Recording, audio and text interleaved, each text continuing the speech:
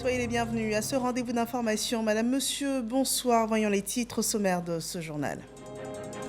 Le Conseil hebdomadaire des ministres, la loi des finances pour l'année 2023 est adoptée. Le budget de l'État est revisé à 11 494,4 milliards de francs CFA, une hausse de 18,1%. Les précisions sur les nouvelles orientations budgétaires de l'État de Côte d'Ivoire à suivre dans ce journal. La révision de la liste électorale, la CEI rencontre ce jour la société civile et les journalistes. Une session d'information et de formation sur l'opération qui démarre dès le mois prochain.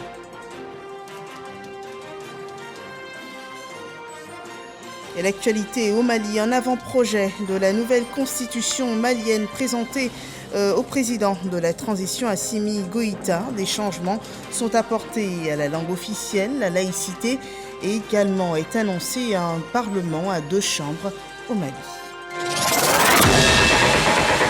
Bienvenue dans ce 23h. Le projet de loi des finances 2023 présenté ce jour en Conseil des ministres. Le budget de l'État est revisé à 11 494,4 milliards de francs CFA, une hausse de 18,1%. Il couvre les secteurs prioritaires de la sécurité, de la santé, du social, de l'enseignement technique, la modernisation de l'agriculture et la promotion du secteur privé. Viviane Aïma rapporte le résumé de ce conseil.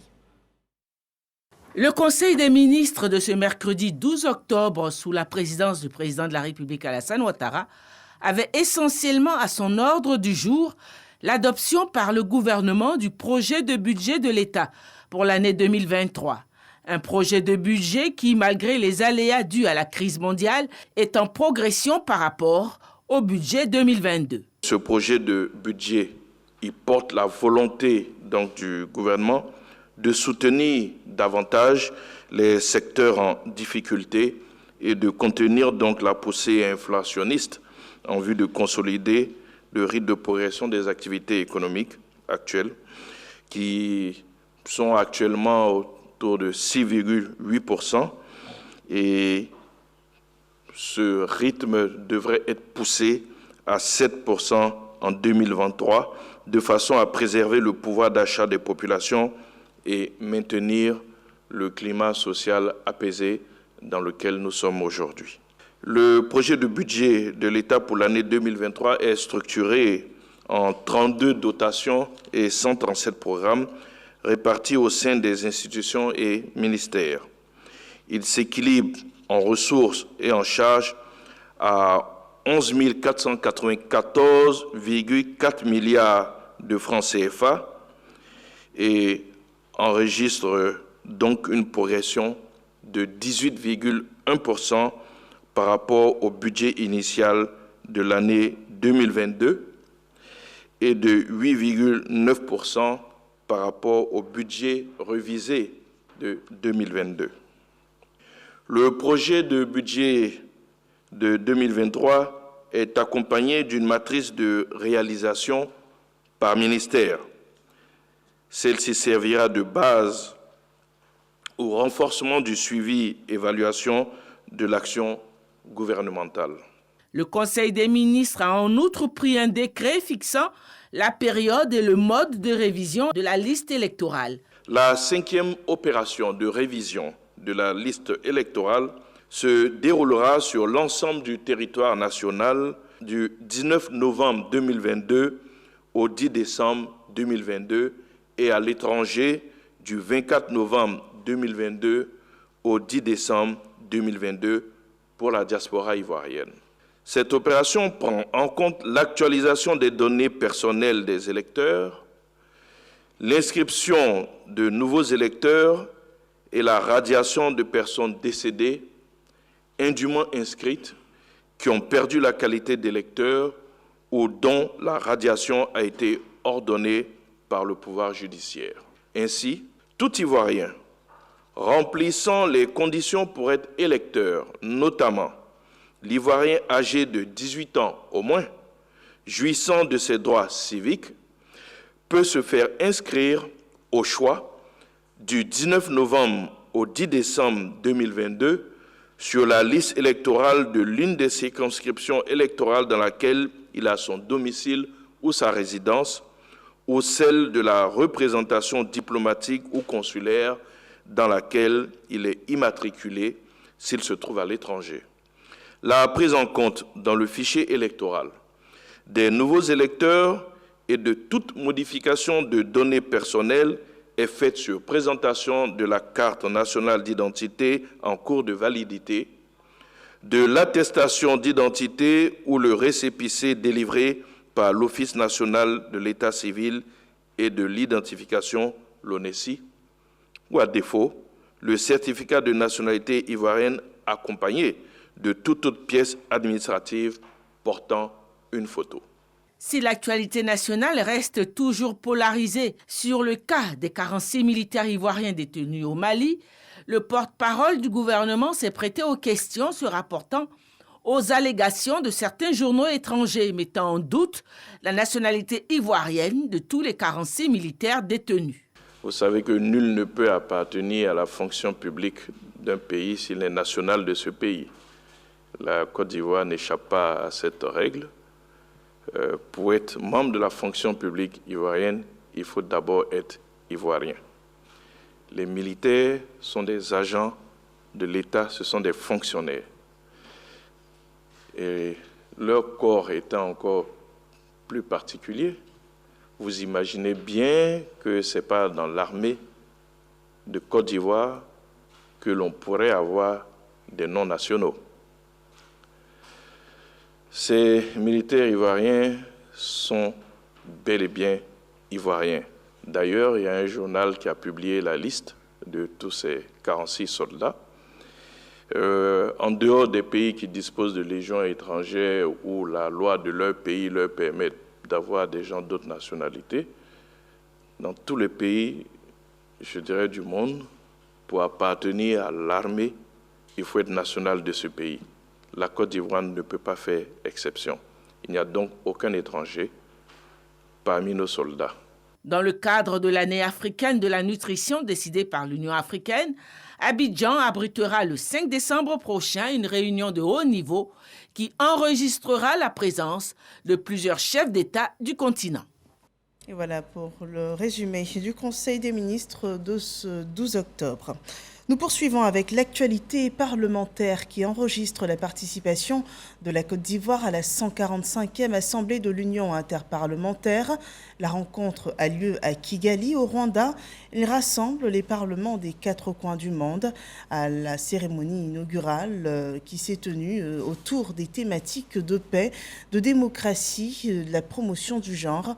Notre reporter Moussa Konaté revient sur la cérémonie inaugurale qui s'est tenue en présence du président rwandais Paul Kagame. 145e Assemblée de l'Union interparlementaire à Kigali. Les parlementaires du monde entier sont réunis dans la capitale rwandaise pour échanger sur leur rôle et contribution dans la promotion de la paix, la démocratie et l'égalité du genre. Nous tous, vous tous, en tant que dirigeants dans le monde, nous ne pouvons plus nous permettre l'échec. Et c'est la raison pour laquelle nous sommes ici, parce que nous devons travailler ensemble, dialoguer, afin de trouver des solutions aux problèmes auxquels se confronte notre monde, pour offrir une vie meilleure au peuple que nous représentons. Invité d'honneur de ce rendez-vous international, le président du Rwanda, Paul Kagame, s'est félicité de l'engagement des parlementaires. Nous observons des difficultés dans différentes régions africaines, mais ne pensons pas que cela soit limité à l'Afrique. D'autres régions du monde également traversent des difficultés semblables qui compromettent la paix et qui menacent la démocratie. Alors, il n'y a pas de meilleure façon d'agir que de rechercher des solutions fondées sur la coopération. Je crois que nous devons coopérer davantage et unir nos efforts. La Côte d'Ivoire est présente à cette rencontre de l'Union interparlementaire. La délégation ivoirienne est conduite par Adama Bictogo. Le président de l'Assemblée nationale réaffirme son attachement aux valeurs de solidarité et de cohésion prônées par l'Organisation parlementaire mondiale. C'est un sommet auquel la Côte d'Ivoire ne participait pas depuis un moment. Donc aujourd'hui, nous avons repris toute notre place. Ce qui est ressorti, c'est la mutualisation de nos forces, la solidarité. Si cette solidarité est au rendez-vous, on peut réduire le niveau donc de crise institutionnelle. On peut réduire donc le niveau de crise entre États. Il faut donc l'écoute et la solidarité. Et nous avons une expérience que nous avons en Côte d'Ivoire, c'est l'Assemblée qui s'est faite donc autour de l'écoute, de la concertation. La 145e Assemblée de l'Union interparlementaire se tient du 11 au 15 octobre. Le thème central de ces assises est égalité des sexes et parlement sensible au genre, moteur du changement pour un monde plus résilient et pacifique. En Côte d'Ivoire, il fut annoncé hier la révision prochaine de la liste électorale en vue des élections locales. Un processus conduit par la commission électorale indépendante dont le président souhaite d'ailleurs le concours des forces vives de la nation. Et à cet effet, je vous propose de suivre le résumé des échanges avec les membres de la société civile et les journalistes dans cet élément proposé par Sidonie Davila. Ils sont aussi des partenaires clés de la CEI. La société civile et les journalistes, dans un échange franc avec le président de l'institution, apprennent davantage sur la révision de la liste électorale.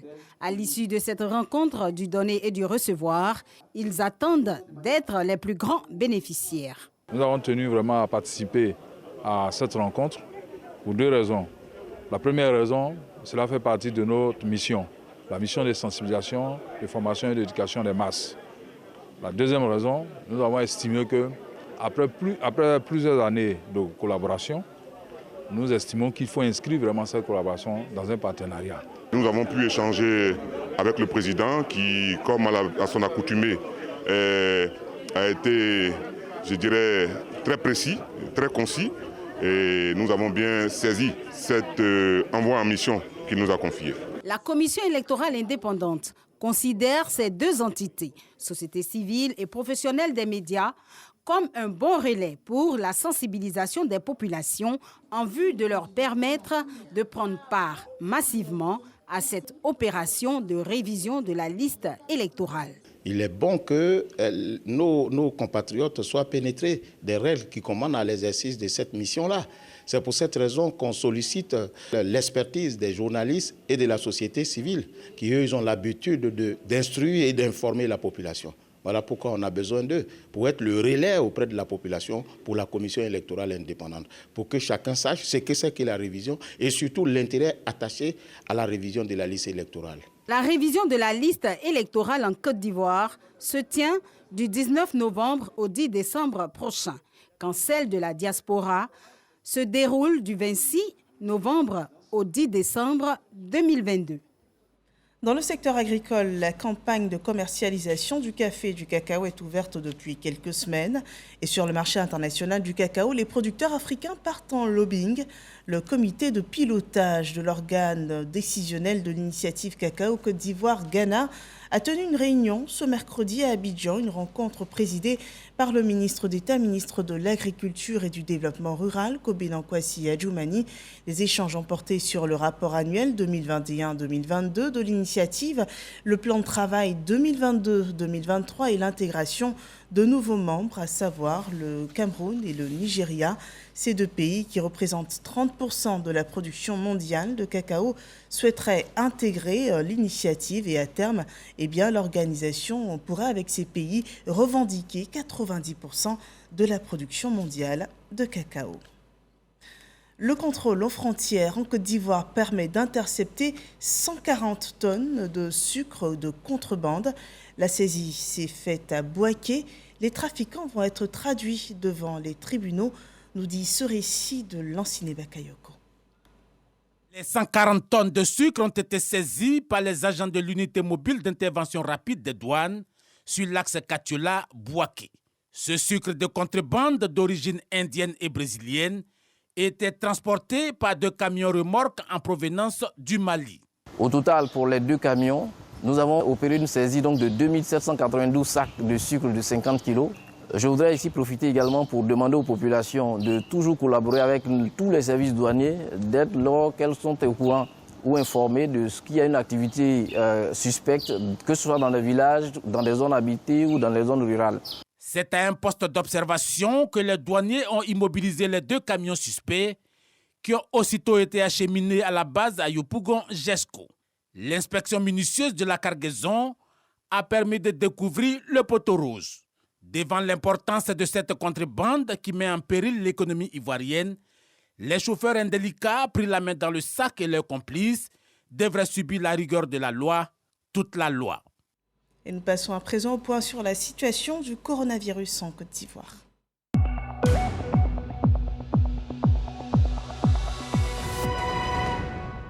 Ce 12 octobre 2022, 35 nouveaux cas sont annoncés, également 23 nouvelles guérisons.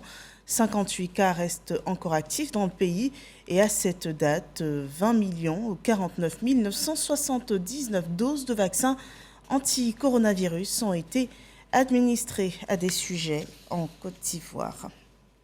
Une opération de déploiement de la CMU est en cours. Le processus enregistre de nouveaux chiffres. Les populations de Bingerville sont déjà enrôlées et ont obtenu leur carte d'assurance, selon ce reportage de Patricia Omouedia. Le gouvernement a adopté mercredi 28 septembre 2022 un décret relatif à la mise en œuvre de l'obligation d'enrôlement à la CMU. Ce décret assujettit l'accès à certains services de l'État, aux emplois publics et du secteur privé à la production de la preuve qui est la carte d'assuré, à défaut le récépissé ou l'attestation de l'enrôlement à la CMU. Le foyer des jeunes de Bingerville a donc enregistré de l'engouement ce jour à l'initiative de la CNAM, la Caisse nationale d'assurance maladie, qui a procédé à l'enrôlement et à la distribution des cartes CMU. J'ai eu la chance d'avoir ma carte ce matin. Je dis merci au député maire Youssouf Doumbia, vraiment qui a fait tout son effort pour que sa population puisse avoir la carte CMU. Ça fait longtemps que j'ai fait ça. Je ne savais pas qu'aujourd'hui j'allais retrouver ma carte aujourd'hui. Cette carte-là, on allait dire que quand on allait prendre, chaque fin du mois, on allait faire un versement de 1000 francs par mois. Est-ce qu'elle nous avait parlé? C'est à cause de ça qu'on a fait ça. Pour la mairie de Bingerville, le double aspect de cette campagne, à savoir l'enrôlement et la distribution des cartes, est une aubaine pour les populations. Depuis 4 mois, la dernière avec monsieur le directeur Bamba Karim, le directeur de la CNAM, faire tout pour faire l'enrôlement de toute la population, que toute la famille soit enrôlée pour éviter certains incidents dans sa commune. La CMU, la couverture maladie universelle, est un système national obligatoire de couverture du risque maladie dont l'objectif est d'assurer l'accès à des soins de santé de qualité à moindre coût à l'ensemble des populations résidant en Côte d'Ivoire. Et ce reportage sur la solidarité, les pupilles de la nation sont prises en charge pour cette rentrée scolaire 2022-2023. 11 millions de francs CFA de prise en charge scolaire. L'action est conduite par la ministre Belmondo Dogo. En témoigne ce reportage de Jean-Marc Djedji.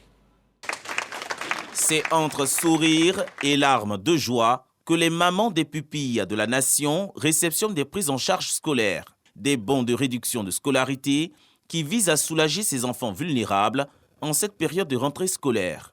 Une initiative gouvernementale supervisée par Belmondo Dogo, ministre de la Solidarité et de la lutte contre la pauvreté. Montant global de l'opération, 11 millions de francs CFA. Les tutrices des pupilles de la nation ont exprimé leur gratitude au gouvernement pour cette action de solidarité menée à leur égard. Je voudrais citer entre autres les dons de vivres et de non-vivres à la faveur des fêtes de fin d'année 2021. Une audience nous a été accordée par votre Excellence, au cours de laquelle vous avez accepté d'être la marraine des pupilles de la nation et vous nous avez fait un important don financier. Des réformes sont envisagées pour une meilleure prise en charge des pupilles de la nation. La subvention d'entretien est versée à tous les pupilles de la nation jusqu'à l'âge de 18 ans. La subvention d'études accordée aux pupilles de la nation âgés de 3 à 18 ans et est renouvelée jusqu'à l'âge de 25 ans pour ceux qui justifient d'une poursuite d'études supérieures. Le titre de pupille de la nation est un titre de reconnaissance qui place les enfants mineurs de moins de 21 ans sous la protection et le soutien matériel et moral de l'État, en plus de celle des parents. Il concerne les enfants de soldats, policiers, gendarmes, de fonctionnaires et agents de l'État, décédés ou rendus invalides du fait de la guerre ou d'une mission commandée. Dans la région de Lamé, 2 villages voisins du département d'Alépé sont désormais connectés au réseau électrique national, 3000 habitants qui voient enfin la lumière électrique. Le témoignage de ceux qui ont vécu ce temps avec Didier Nguessan. Patrick et sa famille suivent les programmes de la RTI et offrent de l'eau fraîche à leurs invités. Cette scène de vie ordinaire est désormais une réalité à Koutoukro 2 et à Nokro, 2 villages du département d'Alépé, récemment électrifiés. La lumière est venue dans notre village, ça a changé beaucoup de choses parce que nous avons commencé à instaurer des entreprises avec l'électricité. Pour le moment, nous avons commencé à faire l'évolution de notre village grâce à l'électricité. Les populations bénéficiaires, estimées à environ 3000, sont reconnaissantes et l'expriment à l'occasion de cette fête de la lumière. La lumière nous permet de voir, de faire beaucoup d'activités. C'est le développement, donc nous sommes vraiment contents. De manière symbolique, le ministre Jean-Luc Assis, cadre de la région de Lamé, a mis sous tension électrique les 2 villages. La Côte d'Ivoire solidaire est en marche, avec à sa tête, sous le leadership donc, du président de la République, Alassane Ouattara, avec le Premier ministre Patrick Achi, qui met en œuvre cette politique-là. Et sa mise en œuvre est véritablement effective. Aujourd'hui, nous venons de le constater dans ce village de Anokro. Les études pour l'électrification de 2 autres villages voisins, notamment Alonso et Koutoukro 1, sont en cours de réalisation. Le témoignage d'une belle fête de la lumière. Une prière est dite pour la paix et l'unité en Côte d'Ivoire. C'est l'initiative de la Fédération pour la paix universelle, paix et cohésion sociale. C'est un reportage de Alicia Kanaya et Anissette Kona. Grand Bassam, mosquée Fatma Zahra, ils sont de différentes confessions religieuses. Fidèles, cadres et autorités de Grand Bassam sont venus prier pour la paix et la stabilité dans le monde et en Côte d'Ivoire. Nous sommes tous issus d'Abraham, que ce soit les musulmans ou les chrétiens, nous avons un même Père. Et donc quand il s'agit de paix, d'église, que les religieux, toutes tendances, doivent se mettre en accord pour parler d'une seule voix, la paix. Et nous prions pour nos frères et nos amis et nos enfants qui se trouvent aujourd'hui au Mali. Nous avons profité aussi de prier pour notre pays qui est la Côte d'Ivoire. La paix commence par soi-même. Quand on parle de la paix, c'est moi, c'est vous et c'est tout le monde. Un rendez-vous de prière en faveur de la paix. Une initiative de la Fédération pour la paix universelle, section Côte d'Ivoire. À l'occasion de cette journée, le président de la Fédération invite l'ensemble des obédiences religieuses à prôner les valeurs de paix, de tolérance et de cohésion. Si nous voulons connaître la vraie paix, il nous faut d'abord pratiquer l'amour vrai, sans rien attendre en retour. C'est la formule. Une paix véritable n'est possible que si elle est fondée sur l'amour vrai à tous les niveaux des relations humaines. Cette cérémonie de prière à Grand Bassam s'inscrit dans le cadre de la Journée internationale de la paix célébrée chaque 21 septembre. Sa commémoration en Côte d'Ivoire est une tradition pour la Fédération pour la paix universelle. 212 pèlerins chrétiens ivoiriens sont en pèlerinage en Israël. Pendant 10 jours, ils parcourront plusieurs villes et sites emblématiques qui ont vu naître la religion chrétienne. Première étape de ce pèlerinage, le mont Tabor, Nazareth, Canaan ou encore Capernaum. Un pèlerinage organisé par la Direction générale des cultes de Côte d'Ivoire, suivi par Ami Koulibaly et Clément Boko.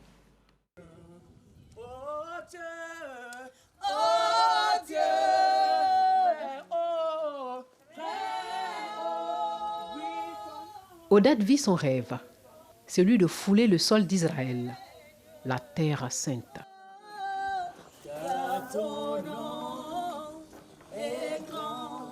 Beaucoup d'émotions qui traduisent la réalisation des rêves longtemps caressés. Je ne m'attendais pas à y être. Et quand j'ai émis l'idée que Seigneur, est-ce que je peux venir en Israël cette année? 2 jours après, mon mari dit, ma femme, où est ton passeport? Je ne lui ai rien dit.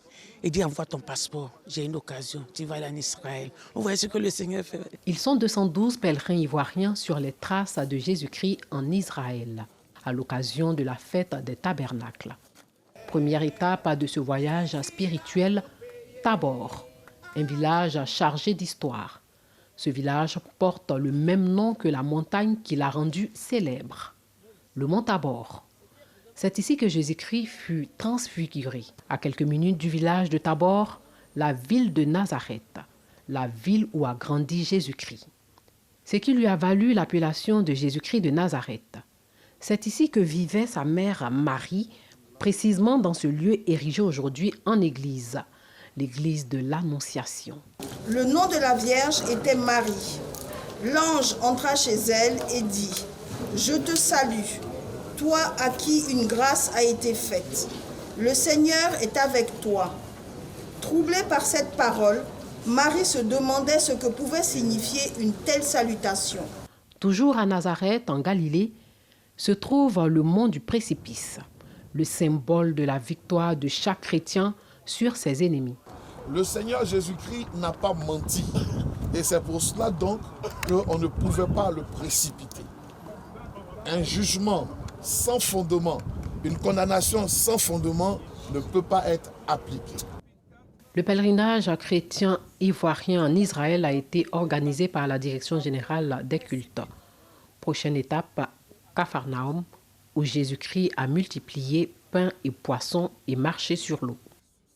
Et nous poursuivons notre voyage culturel à Mexico, où la Côte d'Ivoire était à l'honneur à travers une exposition d'œuvres d'art à la Casa Coahuila, le plus grand centre d'exposition de Mexico. La ministre de la Culture du continent africain et des autorités mexicaines participaient à cet événement. Il s'agit pour les autorités ivoiriennes de faire voyager les visiteurs en Côte d'Ivoire à travers ces œuvres. Nous en parlons avec Mamadou Kouassi. Une coupure de ruban pour donner le top départ de l'exposition ivoirienne à Mexico. Pendant un mois, les œuvres culturelles de la Côte d'Ivoire sont exposées dans la plus grande maison d'exposition du Mexique. Des tableaux d'art aux photos, passant par d'autres objets, affectionnés par les artistes ivoiriens. Tout est réuni à la Casa de la Coahuila de Mexico pour découvrir la richesse culturelle de la Côte d'Ivoire. Très important pour nous, les Mexicains, de connaître le peuple de la Côte d'Ivoire. C'est incroyable la similitude entre le Mexique et la Côte d'Ivoire. Très très joli et surtout la qualité c'est très bon et aussi vous savez des batiks que c'est une technique ici au Mexique on ne connaît pas beaucoup. Cette exposition est une initiative de l'ambassade de la Côte d'Ivoire au Mexique qui entend donner une visibilité à la diplomatie culturelle ivoirienne. Parce qu'elle permet à notre pays non seulement d'avoir plus de visibilité à l'extérieur, mais participe également de ce que nous appelons la diplomatie de l'influence, qui permet donc d'avoir à la Côte d'Ivoire de soigner son image, sa crédibilité à l'extérieur et permettre aux populations des autres pays, à travers notre culture, de connaître la Côte d'Ivoire. Satisfaite de l'initiative qui a réuni plusieurs opérateurs économiques, des diplomates et le ministre de la Culture du Maroc, la ministre Françoise Remac a encouragé les Mexicains à découvrir davantage la Côte d'Ivoire, véritable grenier culturel pour des investissements. Mais nous avons aussi pu constater que nous sommes des peuples frères en réalisant qu'à travers l'art, à travers ce que nous transmettons aux générations futures, nous sommes très proches dans l'expression artistique, très proches dans notre artisanat, très proche dans la diversité culturelle qui aussi fait la force de votre identité, mais qui aussi fait la force de l'identité de la Côte d'Ivoire. En plus des expositions des œuvres d'art, les invités ont eu droit à la découverte des mets ivoiriens, à l'image de la loco et du dégué. Et l'actualité hors de chez nous, au Mali, un avant-projet de la nouvelle constitution a été présenté au président de la transition, le colonel Assimi Goïta, qui a rappelé l'objectif de cette nouvelle loi fondamentale, le repartir sur de nouvelles bases avec l'espoir commun d'une démocratie rénovée dans un État mieux organisé. Ce nouveau texte comporte 195 articles contre 122 pour la constitution actuelle qui date de 1992. Et d'abord, il met en avant le caractère unitaire de l'État malien. Des changements sont apportés au niveau de la langue officielle. Par exemple, le Mali a actuellement le français comme langue officielle utilisée dans l'administration et 13 langues nationales parlées et enseignées dans le pays. Eh bien, la nouvelle constitution prévoit que ces langues ont vocation à devenir des langues officielles et que l'État peut adopter par la loi toute autre langue étrangère comme langue d'expression officielle. Pour ce qui concerne également les institutions, l'Assemblée nationale unique sera remplacée par un Parlement à 2 chambres avec la création d'un Haut Conseil de la Nation qui serait l'équivalent d'un Sénat. Voilà qui met un terme à cette édition d'information. Merci de nous avoir suivis.